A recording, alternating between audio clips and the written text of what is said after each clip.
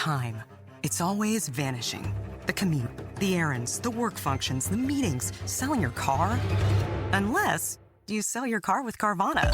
Get a real offer in minutes. Get it picked up from your door. Get paid on the spot. So fast, you'll wonder what the catch is. There isn't one. We just respect you and your time. Oh, you're still here? Move along now. Enjoy your day. Sell your car today. Carvana. Pickup fees may apply. It's 7v7 soccer. Smaller the pitch, faster the action. The world's elite soccer clubs compete for their share of a massive $5 million prize. Catch World Sevens on TNT, True TV, and HBO Max December 5th through the 7th. Hey listener, it's Zach Harper, Amin Al-Hassan, and Anthony Mays of Cinephobe. You may be asking yourself, what is Cinephobe? Amin, would you like to fill in the people? Cinephobe is the podcast where Zach and I watch movies that are poorly rated on Rotten Tomatoes and try to ascertain. We're trying to ascertain? Yes. Okay. Ascertain. Whether or not they're accurately poorly rated, or maybe they didn't get a fair shake. Cinephobe, produced by this guy, Anthony Mays. Hey, that's me. I produced this show. I also watch the movies, even though that wasn't included in the description, and I also ascertain. This month is... Whoa! Whoa! Oh, Maze, why'd you say that? Supercharge it. So that this promo can remain evergreen. I feel like explaining a little bit more. In 60 seconds? I don't know. Maybe I don't bring attention to it. Assuring people like, look, if you listen, you're going to get it. Just give it time. That's a good promo. Just listen to it. Give it time. You'll figure it out. Is this the promo right now? Isn't it? Okay, I think we got it. Cinephobe. Wherever you get podcasts. Do you believe? Do you believe? Do you believe? Maybe you do, maybe you don't. Do you believe? I don't know if I do. Do you believe? Maybe you do, or maybe you don't. Do you believe? I don't know if I do anymore. Do you believe? Let me know when you have time.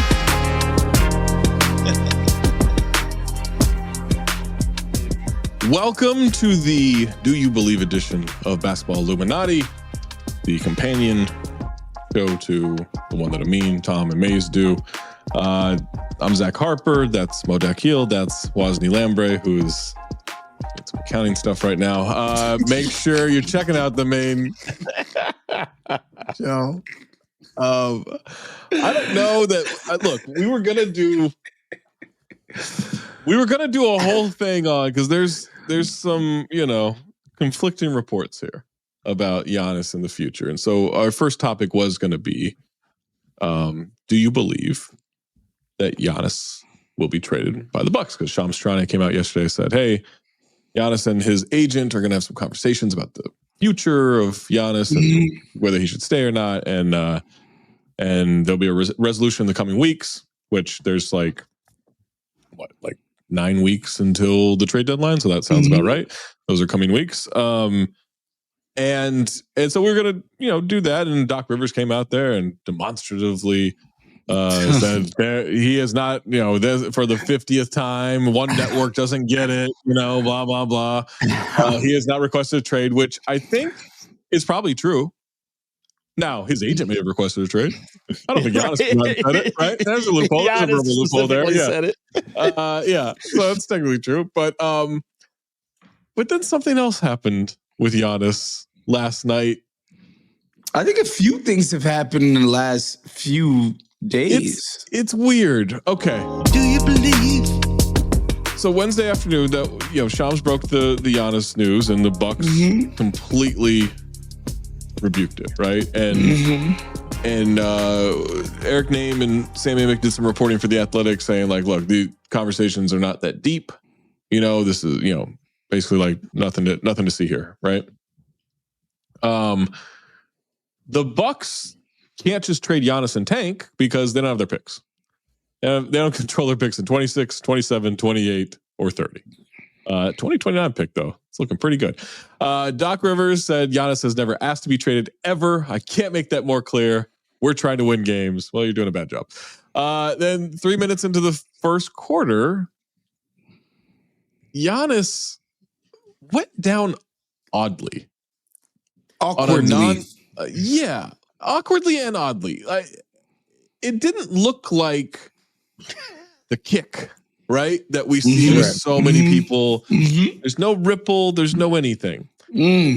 Interesting. Brian Suter, who's a sports doctor who does a lot of like kind of quick analysis on Twitter, tweeted, "This was odd. ... Didn't see anything significant." Thursday morning, Shams reports that Giannis is expected to be out 2 to 4 weeks with the two scariest words. Two scariest words in the NBA. Calf strain. Yeah, that's what everyone's afraid of now because of what's happened to Dame and Tatum. So he could be out for a month. Halliburton. About a month. Or so wait, Zach, just does 4 weeks count as the coming weeks? Things will be resolved. 2 months, or it's a good question. That's a good question, Lois. So here, all right.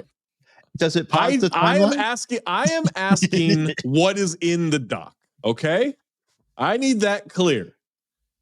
I know Waz has thoughts because our group chat lit up last night. So this is just script. I'm Ron Burgundying this. All right. Do you believe Giannis is really injured? Okay. Let me take you through my sequence of events. Yeah. So I have an NBA chat with some of my LA friends. What you guys would deem, what we would call just regular NBA fans, love the NBA. Sure. Regular fans. I get a text in the chat like, yo, Giannis just went down. Twitter saying it could be an Achilles. I was like, fuck. My exact words were, fuck, that's insane timing. Right? Like, because again, I'm not being cynical here. Not being cynical here. Yet. Yo, guys, to the point where I'm like, I'm not even gonna watch the replay because I'm tired of seeing guys.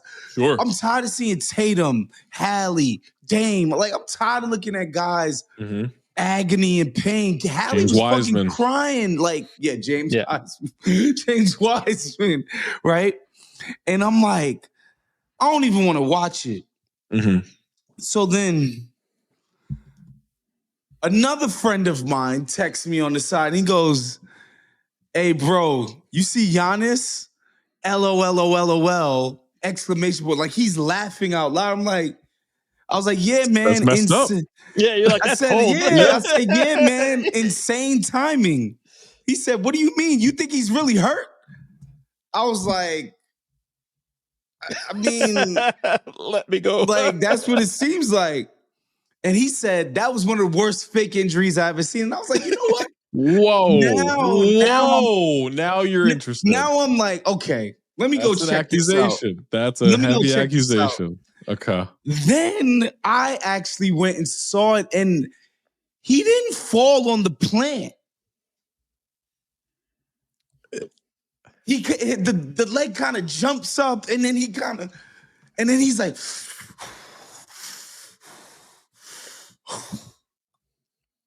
but it's not like Tatum. It's not like Halliburton. So are you it's not saying, like KD. Are you saying, let's try to put this in things we've seen in basketball terms. Yeah. When the Celtics won the championship in 2024, Jason Tatum tried to recreate some famous celebrations. He tried to do the Kevin Garnett, anything is possible, but he put his own spin on it. He obviously recreated the Kobe photos of like him with the trophy and everything. That's crazy that he would do Kobe stuff. I wouldn't have suspected he would be like the type of guy to do a Kobe thing. Okay. Yeah, it's crazy. Yeah, you wouldn't suspect like I'm going to go see the new Nick Cage movie either.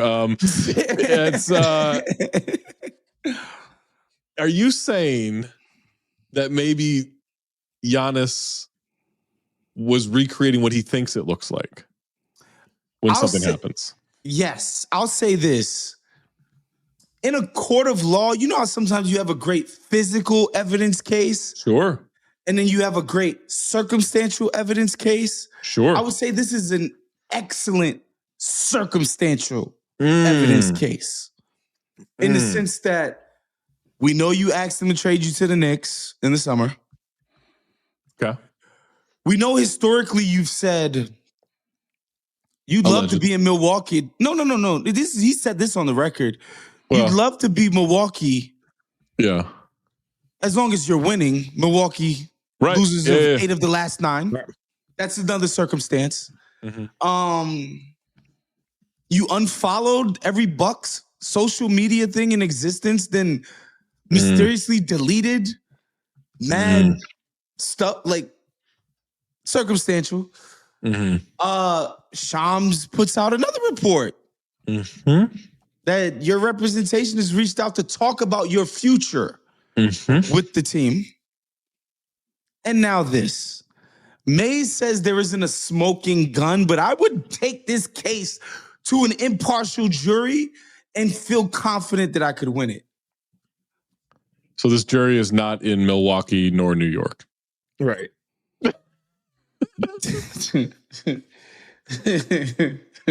Or Toronto? Or Toronto? Or Miami? Are we still doing the Toronto thing? Is this like when Kevin Durant was going to go to Toronto because he knew Grievous Vasquez? Do you think Toronto's like, damn it, we should have waited to fire Masai? Yeah, they fired Masai. I guess Toronto was kind of. You think they called Masai like, hey man, what are you up to? You can't do the Nigerian West African connection thing. They saw Shams' tweet and went like, fuck. But like, again, it's all circumstantial. I don't want to impugn the character of one Giannis. Accusation. It's a heavy accusation to say he's faking an injury, but at the same time, it looked weird. It looked incredibly weird. It looked weird, Mo. Like I watched that thing once. I knew, like, once they saw the report of, okay, this like they don't think it's an Achilles. Or Doc came out and said we've ruled out Achilles, but he's going to do an MRI. I went back and watched it a few more times. It's weird. Let me just say this. Let's say this accusation is accurate and he is faking it. It's one of the funniest things I've ever seen. Not basketball. I mean, just hilarious. 100% ass on. If that was that was one of so like I didn't think when I saw it, I didn't think Achilles. Only because his reaction was too like, am I supposed to be like the guys who when they it was weird, like man. Yeah, it looked weird, but like the guys when they do it are like pounding the floor.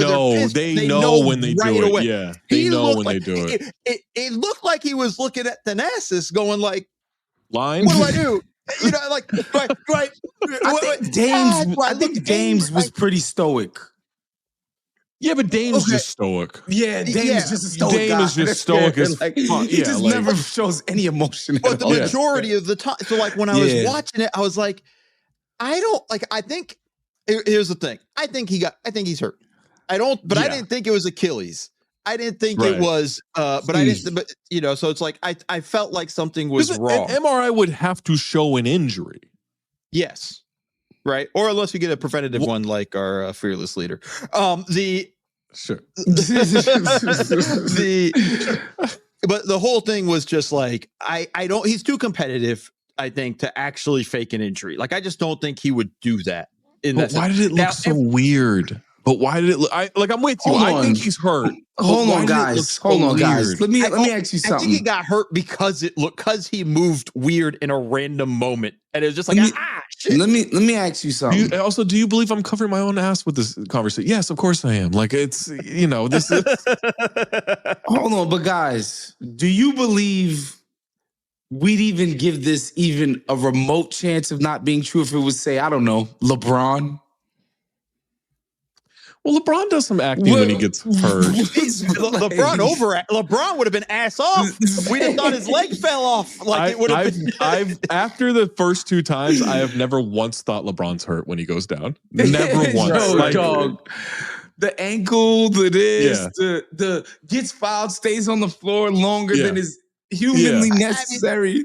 Someone grazes his forehead. He's now just like, doing CTE protocol. Like it's all I'm saying though is that if all of the circumstantial stuff leading up to an injury that looks like it doesn't help. It doesn't help. But I think all that's true also. Like, I think he demanded a trade. I think, Windhorst reported that he demanded a trade in the offseason. Doc's come out. And I am more convinced than after ever. Doc's press conference that I was just like, this is the problem. This is the problem. Not with the injury, but with the trade request. Doc ruins the credibility of the rebuttal.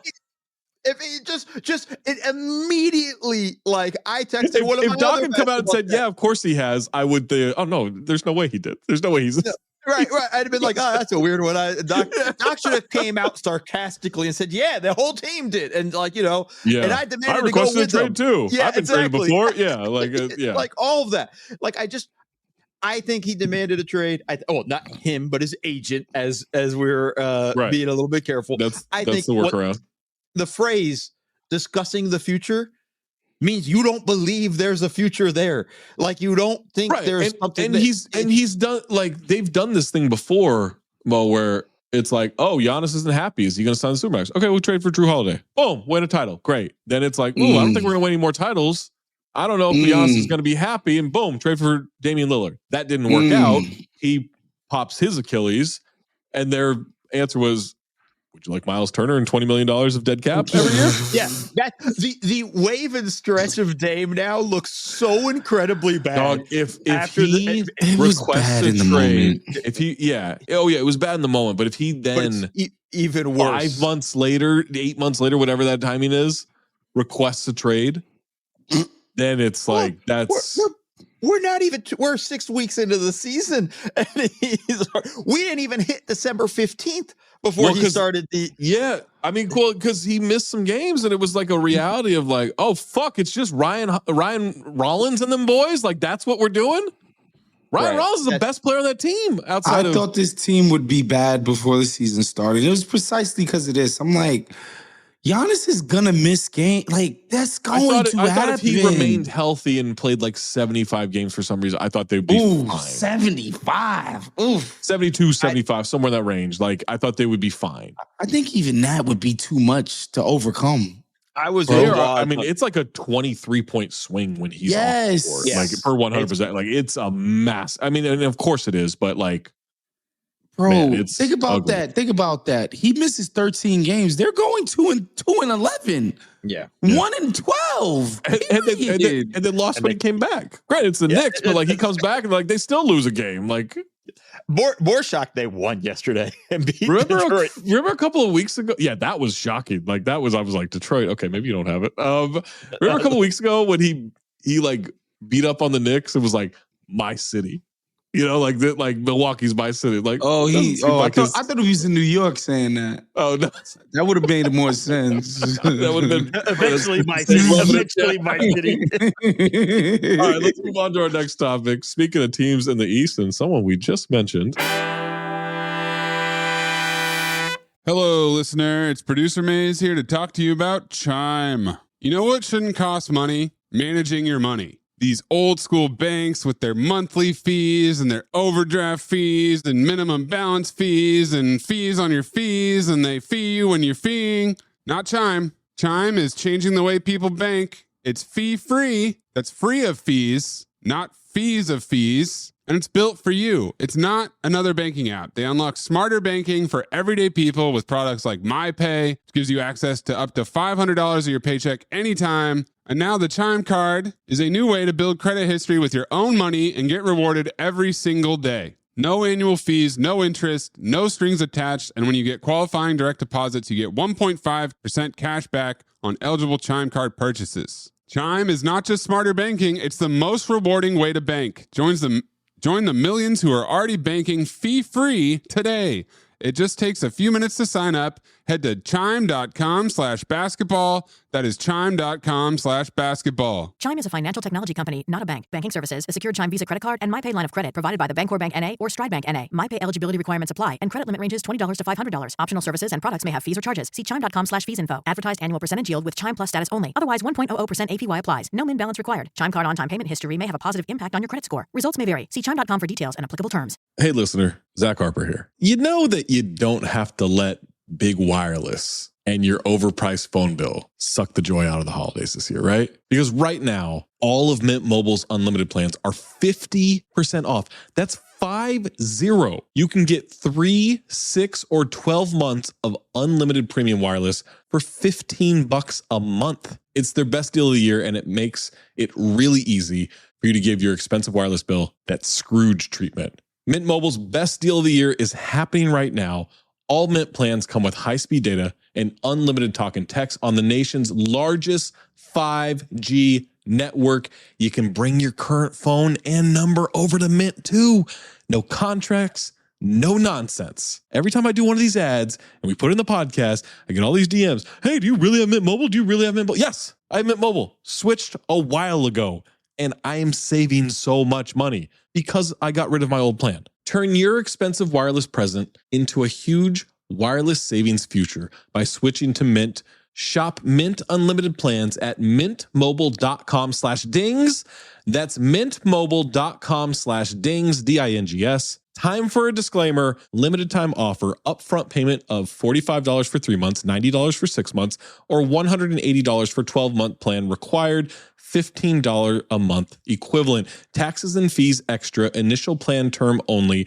Greater than 35 gigabytes may slow when network is busy. Capable device required. Availability, speed, and coverage varies. See mintmobile.com. We're only a few weeks in and the NBA season is already wild. Stars are going off, rookies are making noise, and the action doesn't stop. DraftKings Sportsbook, an official sports betting partner of the NBA, is where you can get in on all of it. Missouri listeners, listen up. DraftKings Sportsbook is now live in the Show Me state. New customers bet just $5 and get $200 if your bet wins paid in bonus bets. Download the DraftKings Sportsbook app and use code THIRDEYE. That's code THIRDEYE, THIRDEYE. Bet $5 and get $200 in bonus bets if your bet wins. In partnership with DraftKings, the crown is yours. Gambling problem? Call 1-800-GAMBLER. In New York, call 877-8-HOPE-NY or text HOPE-NY 467-369. In Connecticut, help is available for problem gambling. Call 888-789-7777 or visit ccpg.org. Please play responsibly. On behalf of Boot Hill Casino and Resort, Kansas, pass-through of per wager tax may apply in Illinois. 21 plus age and eligibility varies by jurisdiction. Void in Ontario. Restrictions apply. Bet must win to receive bonus bets which expire in 7 days. Minimum odds required. Additional terms at dkng.co/audio. Limited time offer. Hello, listener. It's producer Maze here to talk to you about Quince Cookware. You don't need to take a look at that calendar to know what time of year it is. It's the holidays, people. And the holidays mean cooking. This is like the playoffs. Playoffs? For your kitchen. Playoffs? You kidding me? Because you're not just making meals for yourself. You're making meals for guests. You're making meals for your family. Somehow you've been invited to 7 dinner parties over the next 10 days. How does that work? And they're all potlucks. Why? Playoffs? And when you're in the kitchen playoffs, you need top quality cookware. And that's why I upgraded with Quince. It's cookware that looks good and actually works. It's perfect for me, for my kitchen, and also to give as a gift to anybody else that's out there cooking their way through the holidays. They've got everything you need. Stainless steel pots and pans, ceramic nonstick cookware that actually doesn't stick,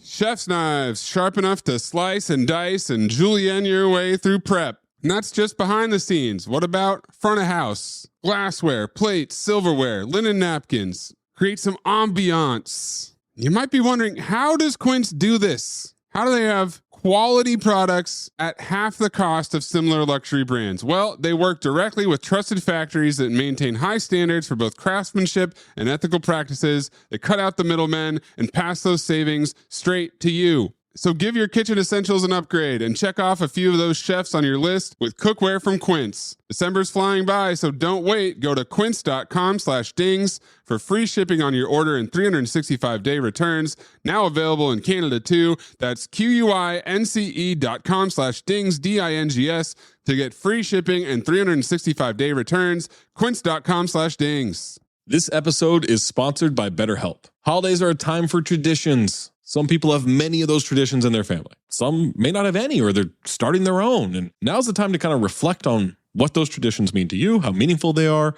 And if you want to, rewrite some of those traditions. Make them your own. Like, hey, got this recipe for a beef stew, and I'm reading it online. I'm like, hey, I think I can make that my own. I think I could change it this, and this way. You're allowed to do that. You're allowed to make these traditions, make these new things your own if you want to. Incorporating therapy into your new or existing traditions, it can help make sure that you're taking time for yourself during what hopefully is a very joyful, but also could be a very hectic, lonely time of year. Therapy during the holidays could be your new tradition. One where you make sure to take the time for yourself. And I can't stress how important that is. As someone who has been in therapy for years, it is so helpful just to get that out, to tell it to someone who has an invested interest in helping you. Incorporating that into your traditions, not just with the holidays, but throughout any time of the year, it is so important and it's so good. With over 30,000 therapists, BetterHelp is one of the world's largest online therapy platforms, having served over 5 million people globally, ya boy included. And it works. An average rating of 4.9 out of 5 for a live session based on over 1.7 million client reviews. Me, I'd give it a 5 out of 5. This December, start a new tradition by taking care of you. Our listeners get 10% off at betterhelp.com/cinephobe. That's betterhelp, HELP.com/cinephobe. Do you believe in the Toronto Raptors, my Toronto Raptors? After starting the season 1-4, the Raptors have gone 14-3, climbed all the way to the second seed in the East, buoyed by a top 10 offense and a 6th ranked defense. They've overcome off-season criticism of salary cap management. All off-season, I was out there saying this team is not that bad. It's an overreaction to how much they spend. I don't think I was saying that all off-season. And then when it was time to be like, are they going to be good this year? I was like, I don't know about that. Maybe they're playing team. But they're open. Scotty Barnes, Brandon Ingram, Emmanuel Quickly, RJ Barrett's a little hurt, Jakob Poeltl, all signed to multi-year deals. We do have to point out, schedule's 28th in the NBA, 28th out of 30. So it's a little bit there, but still, kind of helps. This team won 30 games last year. It helps a little bit. It helps a little bit. So most of their wins do come against the seller of the Eastern Conference. Miami Heat are 1 game behind them with the 6th toughest strength of schedule. So guys, Mo, I'll start with you. Do you believe in the Toronto Raptors? I believe in them in the regular season, but I don't believe in them come playoff time. I don't. Sure, but this is a team that won 30 games last year because they're injured, right? Yeah. I believe what they're doing is sustainable. Yeah. The way they're playing is sustainable. They're going to drop a little bit because, like you said, the competition's going to get tougher. But we'd have been shitting on them if they lost to all these bad teams. Exactly. Right? Like we'd be like, that's kind of the way we always talk about it. I'm like, yeah, but they're beating the teams they're supposed to. So, like, I believe it, and I did it going into this season. Zach, I was probably one of the people screaming at them going like, your cap is fucking atrocious for this team. Right. And I still think they're going to be fine. Playoffs, I still think this is a first round and out team. Like, I don't believe in them in that sense. But also, look, their schedule's been easy. They're 3-0 against the Cavs, which I tried to tell everybody this team does I not have questions about the Cavs.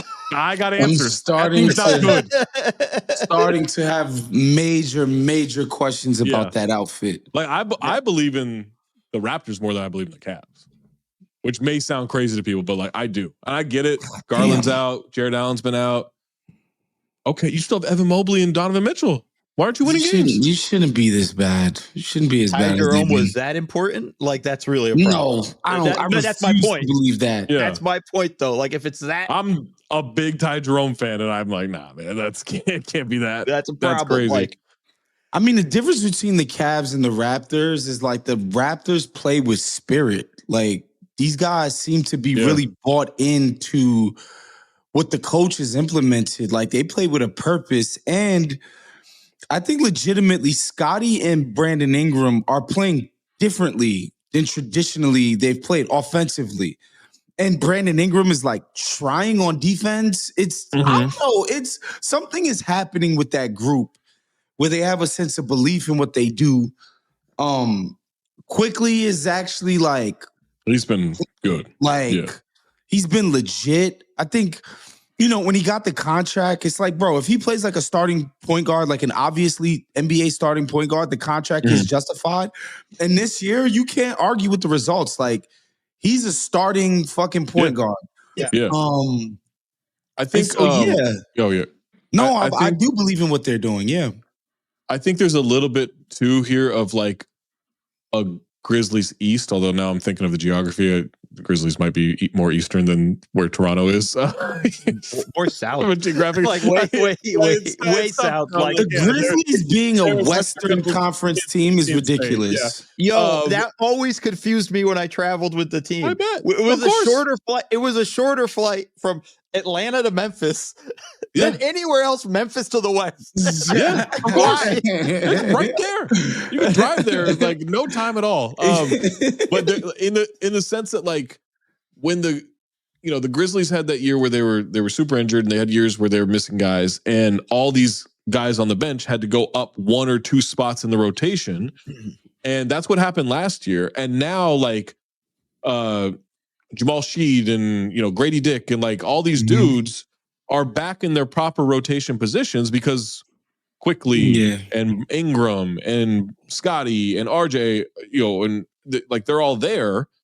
And so now it's like, oh yeah, when these guys are in slots 7, 8, 9 in a rotation, they've already gotten those bigger minutes, in getting their teeth kicked in a 30-win season. And now it like, yes, this looks more like what it is. Like I'm with you, Mo. Like I think maybe like the East is so weird that like I'm kind of in the zone with the East now where it might be like the 2007 Eastern Conference where yes, LeBron comes out of it, but he's also like 8 years old and that Cavs team was garbage. And it was like, you look at the East that year, it's like, no one's really good. Yeah. Detroit was like kind of done at that point. And it's like, no one's really good. And so anyone who comes out of the East or anyone who makes a deep playoff run in the East, I'm going to look at it with like, I don't know if any of this is real, but I could see the Raptors getting to the second round is like my long-winded way of saying that. It'll be matchup dependent, but I do believe like, look, I didn't think they would be this good, but I just didn't think the financials of it all were. I thought like when everyone was going on and on about that, but then telling me the Hawks were going to be good, I was like, I don't know, man. Like, come on, like what are we doing here? And I do think the Raptors, like I think there's something here. I think there's Alexander Walker's been excellent, by the way. Sure, yeah, probably because Trae Young's not around. I think that they might be a Giannis team, so. There you go. I think the Raptors. I don't know. There's something here that I think their ceiling is pretty low in terms of like what that means long term. But I do think this is a team that is a top 6 team in the East annually if they're healthy, and maybe could win a first round depending on the matchup. I think I want to go kind of like to what Waz was saying though about how like Ingram's playing differently.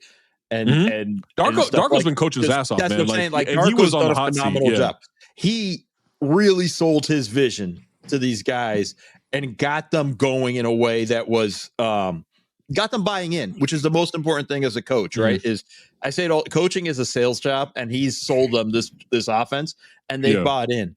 And the other guys, like not just the guys you mentioned, Zach, but like Mamu Skili coming in. He's good, man.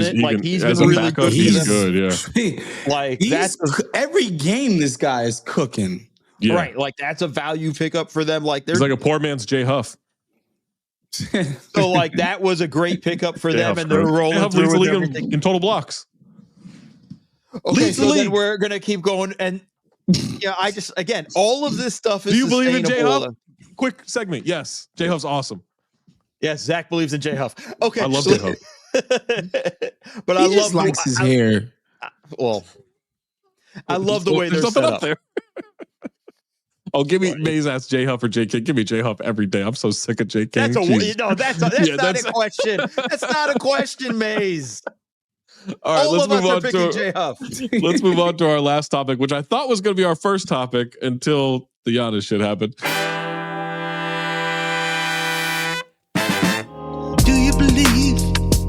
Do you believe Chris Paul will get to finish his farewell tour?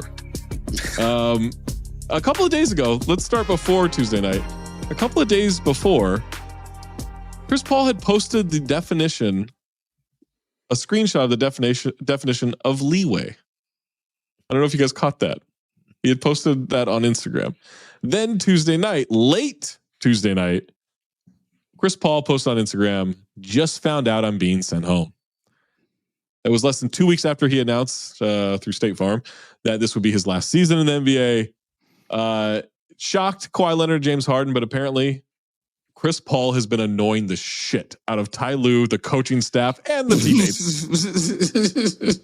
To the point where it's reported that Ty Lue hasn't spoken to Chris Paul in multiple weeks. What? There's 15 of you. This isn't a football team where they're like, we got our linebackers coach and we got our quarterback coach and we got our wide receiver room and all that. You're in a room. That's insane to me. That was the craziest part of any of this. Ty Lue's just saying no thank you. There was a film session on Tuesday where Chris Paul's like openly critical of what's on the film because of course this team sucks. This team's been horrendous. This team is playing how I thought they would play last year. Like they are so bad. Chris Paul is calling it out, and Ty Lue's saying, no, thank you, shut the fuck up, and they sent him home. And so they're going to, there's also, this is according to Sam Amick, Law Murray, and Joe Varden.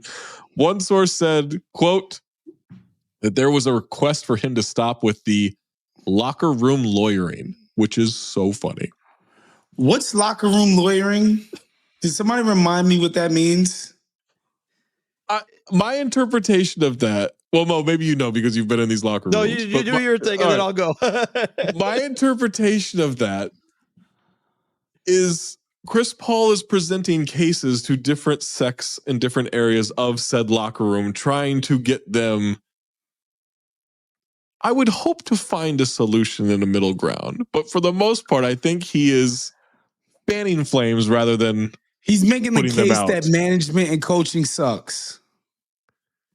He's starting the revolution. Is okay, really what he was. It's more than anything else. Like he should be there to. He should be there to like help bring everyone together. It is possible. Oh God! It's possible maybe he thinks if I get Ty Lue fired, I can take over as coach. I don't know. I don't think Chris Paul would be a good coach. By the way, I don't think he wants to be coach. I don't think he really wants to be coach. To be honest, I don't. Now he might want to work in the front office. But I don't think he wants to be on the sideline. Well, if he knows anything about Kawhi, then maybe he'll get an extension. They kept saying, yo, they kept saying. By the way, Lawrence Frank got an extension. They kept saying shocking timing. I wonder why. They kept saying in the reporting that like he was dissing management. I'm like, since when is that like a fireable offense? Like, fuck you guys. We're supposed to be dissing you. But here's the thing. When you're no longer good, like that, when Chris Paul was good, like he hasn't been good, right? On a like veteran's minimum and you're shooting 17% or whatever you're shooting. Yeah, like you can't be doing 32% from the field, 33% from three, and he's 1 of 2 from the free throw line, which is so funny to me that he's 1 of 2. But there, like I drew the comparison of when the Timberwolves traded for Kevin Garnett in his final season. The first 5 games, like, galvanized the young guys of like Cat and Wig and Levine and all these dudes, right? Galvanized them because they saw how hard KG worked just to like play 18 minutes or whatever he was playing and be effective.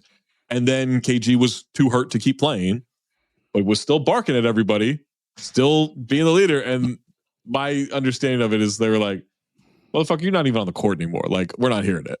Right. And I think when you're on the court, you're playing well and you're doing all this stuff, you are that leadership can go.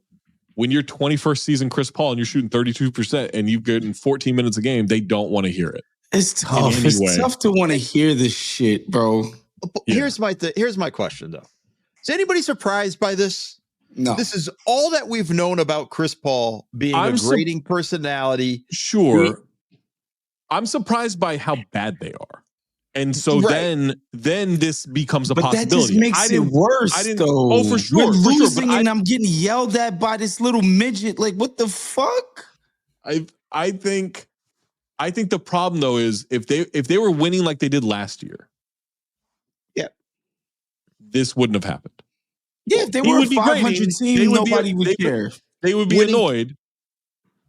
Winning papers over everything. Like at the end of the day, like that cure, it's the cure all. But like, I think it's just funny to me that it's, first off, I liked the signing when they signed him. I was like, okay, good. I didn't expect him to be as awful as he's been this season and all that stuff. I like that signing. I like the Beal signing. I was like, yeah, man, load up. You guys are trying to get through the regular season, get the depth. Yeah, for sure. Understood what they were doing. So I thought they could still play defense at that point, so I was wrong. Yeah, well, that's a whole other thing. Those T-shirts, not really, those players, really, but the really those T-shirts really did a great job. Really sold it. I think the ultimate thing though is like they had to have looked and going like, all right, what's the downside of this? Like, did they just ever consider that? Lawrence Frank has dealt with Chris Paul. He was with the team, right? Like, this isn't like he's never dealt. Like, he knows what Chris is like. We've known for a long time.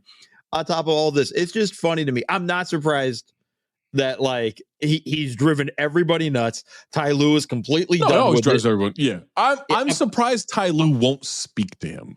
That's really bad to me. Crazy. That's like, as a coach, like we've heard this before from coaches, right? Like we've heard like, who was it? Like Byron Scott wouldn't talk to somebody or like my door isn't always open or so. There was something like there's always like you hear these random stories. That's bad. That's bad. Yeah. I mean, it's not all you can hate on Chris. It's not all Chris. The whole it's not. It's a lot of Chris. But the whole locker room is toxic. Yeah, like the whole vibe of it can't be good. Like they're getting their asses kicked on a nightly basis. Granted, they beat Atlanta last night, but like fuck, like this is. Well, Lawrence Frank said he's not the scapegoat, but then they kick him off the team and they win by 25 in Atlanta. I don't know. Maybe he was a scapegoat. Maybe Lawrence Frank is lying. Who greenlit the statement? The statement I thought was awful too. What didn't you like about the statement? Just the whole, going so far out of your way to just say we're not scapegoating Chris Paul. We're bad anyways with or without him. They thought they were Goodwill Hunting this thing with Robin Williams and Matt Damon, where in fact it looked like they were just it looked like it was like, oh, it's absolutely his fault if they're going to these great lengths. Chris Paul's bad vibes is not why you guys stink. Right. They stink for a lot of reasons. But wait. Sorry, go ahead. Yeah. No, go. Well, I just want to make a small connection. We don't believe Doc Rivers when he comes out with the whole denial of the trade rumors things. Lawrence Frank worked under Doc. Doc got him the job to be the general manager of the Clippers. You're saying the lying tree. Like most people have a coaching tree, you've got a lying tree here. Yeah. Lying tree in this instance right here. I'm just saying all of this kind of comes together when you see where he's worked in the past. So do you believe that so Chris can't be traded until December 15th because of the offseason signing? He could be waived, he could be bought out. There's some cap stuff there where they would obviously want to buy him out so they could save some money there. Speaking of I'll just say it. I had someone message me and let me know that they've cut the in-game production people who do like the Jumbotron and all these things, their rates in half. Unbelievable, Bombers, bro. Penny pension? Crazy. Unfucking real, bro. I don't know if it's true. I'm saying someone who would know messaged me. So this is like, I do think Chris Paul is going to get another chance. I don't know that chance is going to stick though. Right? I think someone will pick him up as like an insurance policy, but I don't know that he finishes the year with that team. And that might be such a awkward way to end all this shit. It's already awkward, but it could get worse. Like if he went to like Orlando or Dallas or Minnesota or somewhere, and then they're like, nah, no thanks. That could be weird. I just saw a clip of Melo talking about this, and he's like, "Yo, this is part of the ugly part of the business. I hate how they did my good bro, my good bro Chris Paul." But he's like, "Yo, just go home and be with your family." He told him to go be a family man. I'm in Encino now. We're around the same area. I know someone who does his wife's nails. Like, just go home and be a family man, bro. What happens if he just signs with the Lakers? They waive him and then he just goes. Because the whole idea was he wanted to be a Clipper to be home with his family, to be around his family. Maybe the Lakers are the only other option. I don't think you should put him with Marcus Smart. Oh, God. That's going to do it for us. Make sure you're subscribed. Make sure you check it out. No Fouls Given with our star Wosny Lambre and then some guys named Paul Pierce and Danny Green. Make sure you check it out. Offside with Mo and checking us out on NBA TV and the NBA streams and all that stuff. And then subscribe to The Bounce, theathletic.com/thebounce. It's free. And for Mo, for Woz, for Maze, I'm Zach. Keep your third eye open.